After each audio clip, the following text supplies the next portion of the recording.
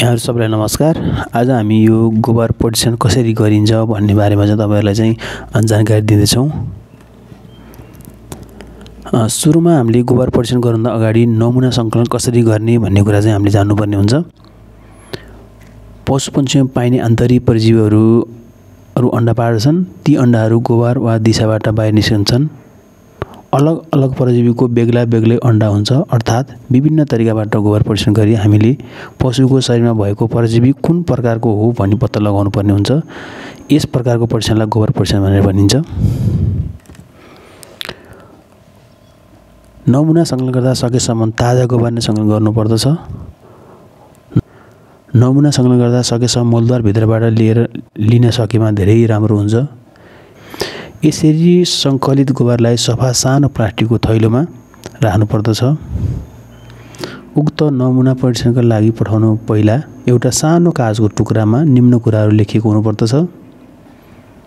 पशुको किसिम, रोगको लक्षण, पशुधनीको नाम र ठेगाना, पशुको उमेर, नमुना संकलन गरेको मिति र मोबाइल नम्बर।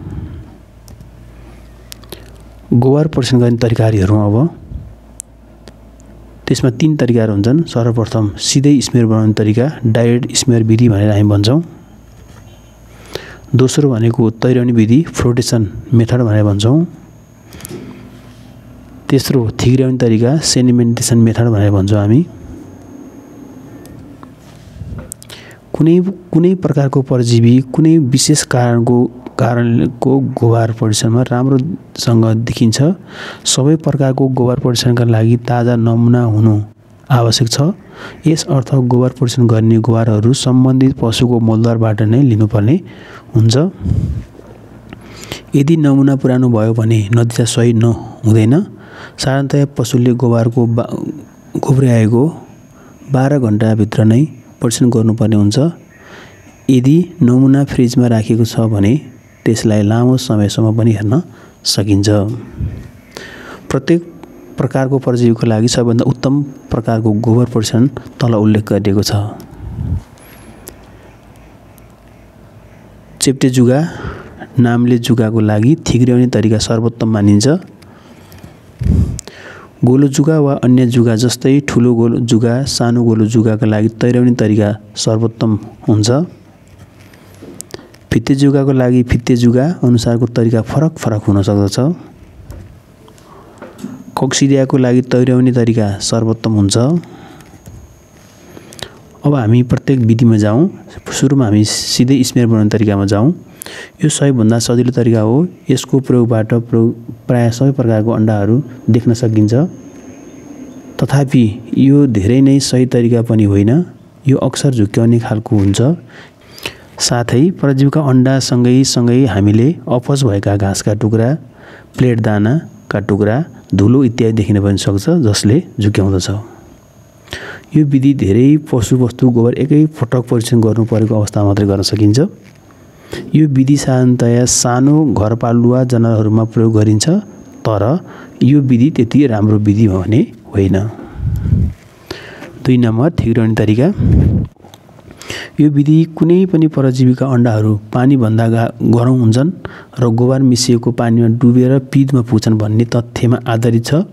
यदि हामीले पानीको पिँधमा गोबरलाई थिग्रिन दियौं भने नामले र फित्ते जुगाको अण्डा पनि बिस्तारै पिँधमा थिग्रिन्छन्। अझै एक तह बाक्लो चिया छान्ने जाली प्रयोग गरेमा प्राय सबै अपच भएका घाँसपात इत्यादि छान्न पनि हामी सक्दछौँ।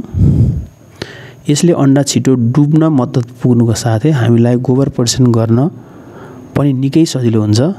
उक्त छानेको घोललाई आधीदेखि 1 घण्टासम्म धेरै नचलाई राख्ने। त्यसपछि ग्लासको माथि भएको सफा पानी फाल्ने र पिँधको थिग्रिन रहन दिने।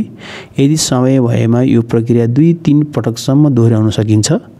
त्यसपछि उक्त थिग्रिएकोलाई सफा स्लाइडमा राख्ने र माइक्रोस्कोपको कम पावर अर्थात् 10x भएको लेन्सबाट हेर्न सकिन्छ।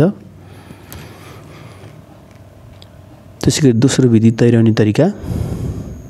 गोबर परीक्षण गर्ने यो विधि कुनै अण्डाहरू धेरै नै हलुका हुन्छन् र गोबर घोलको माथि तैरन्छन् भन्ने तथ्यमा आधारित छ।